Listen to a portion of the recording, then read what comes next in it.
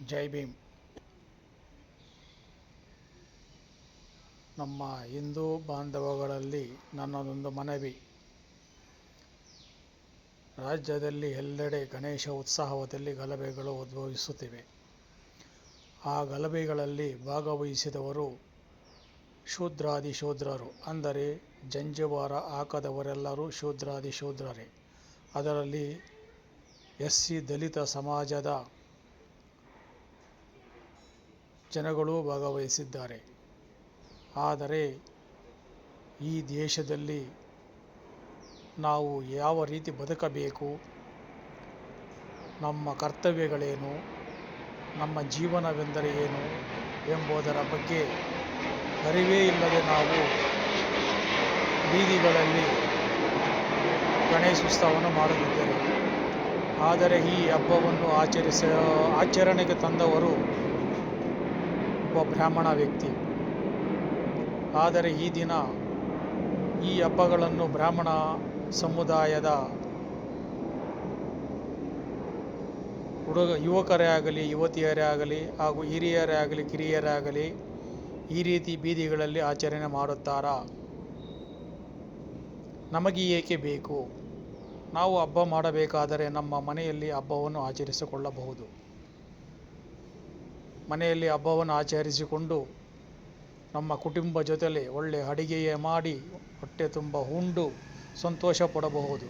ಆದರೆ ಬೀದಿಗಳಲ್ಲಿ ಬಂದು ನಾವು ಈ ರೀತಿ ಮಾಡುವುದು ಎಷ್ಟರ ಮಟ್ಟಿಗೆ ಸರಿ?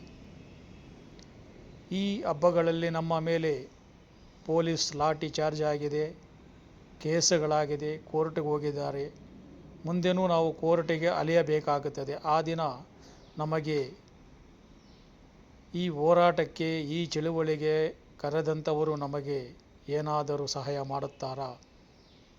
ಓ ನನ್ನ ಭಾರತ ದೇಶದ ಮೂಲ ನಿವಾಸಿಗಳೇ, ಈಗಲಾದರೂ ಎಚ್ಚೆತ್ತುಕೊಳ್ಳಿ. ನಮ್ಮ ಸನಾತನ ಸಂಸ್ಕೃತಿಯನ್ನು ಬೆಳೆಸಿ. ನಮ್ಮ ಸಂಸ್ಕೃತಿ ಇದಲ್ಲ. ನಾವು ಪ್ರಕೃತಿಯ ಆರಾಧಕರು, ಶಾಂತಿಪ್ರಿಯರು.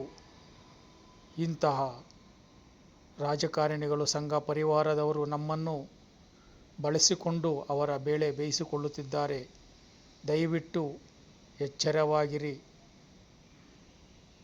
ನಮ್ಮ ಸಂಸ್ಕೃತಿಯನ್ನು ಉಳಿಸಿ, ನಾಡು ಉಳಿಸಿ, ನಾವು ಉಳಿಯೋಣ, ನಮ್ಮ ಕುಟುಂಬವು ಉಳಿಯೋಣ. ಈ ದೇಶದಲ್ಲಿ ಕೇವಲ 3% ಇರುವಂಥ ಬ್ರಾಹ್ಮಣವಾದಿಗಳು ಈ ದೇಶವನ್ನು ಆಳುತ್ತಿದ್ದಾರೆ. ಆದರೆ ನಾವು 90% ಇರುವಂಥ ಈ ದೇಶದ ಮೂಲ ನಿವಾಸಿಗಳು ನಾವೆಲ್ಲ ಯಾವ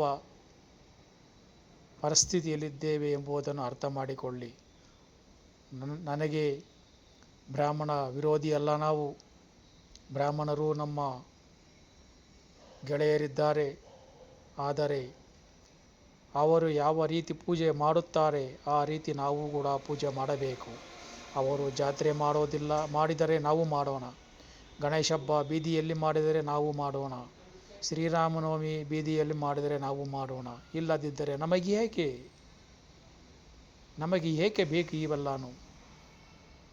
ಹಬ್ಬ ಮಾಡಬೇಕು, ಸಂತೋಷವಾಗಿ ಮನೆಗಳಲ್ಲಿ ಮಾಡಿ ನಾವು ನಮ್ಮ ಸಂತೋಷವನ್ನು ನಮ್ಮ ಕುಟುಂಬದಲ್ಲಿ ಹಂಚಿಕೊಳ್ಳೋಣ. ಬೀದಿ ರಂಪಗಳು ಬೇಡ ನಮಗೆ. ದಯವಿಟ್ಟು ಈಗಲಾದರೂ ವಿದ್ಯಾವಂತರಾಗಿದ್ದಿರಿ, ಜ್ಞಾನವಂತರಾಗಿದ್ದಿರಿ.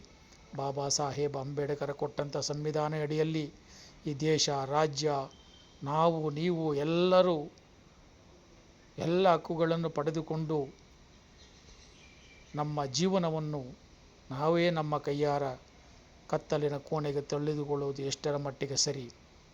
ದಯವಿಟ್ಟು ಇಂಥ ಬೀದಿ ಹಬ್ಬಗಳು ನಮಗೆ ಬೇಡ. ಜೈ ಭೀಮ್, ಜೈ ಬುದ್ಧಾಯ, ಜೈ ಬಸವಣ್ಣ, ಜೈ ಜೈ ಭೀಮ್. ನಾನು ಮಾತನಾಡುವ ಮಾತುಗಳಲ್ಲಿ ಯಾರಿಗಾದರೂ ನೋವಾಗಿದ್ದರೆ, ಆ ಮಾತುಗಳಲ್ಲಿ ಏನಾದರೂ ತೊಂದರೆ ಇದ್ದರೆ ಅದನ್ನು ತಿದ್ದಿಕೊಂಡು ಮುಂದಿನ ವಿಡಿಯೋ ಮಾಡುವುದಕ್ಕೆ ನಮಗೆ ಅವಕಾಶ ಮಾಡಿಕೊಡಿ. ಜೈ ಭೀಮ್, ಜೈ ಬುದ್ಧಾಯ, ಜೈ ಬಸವಣ್ಣ.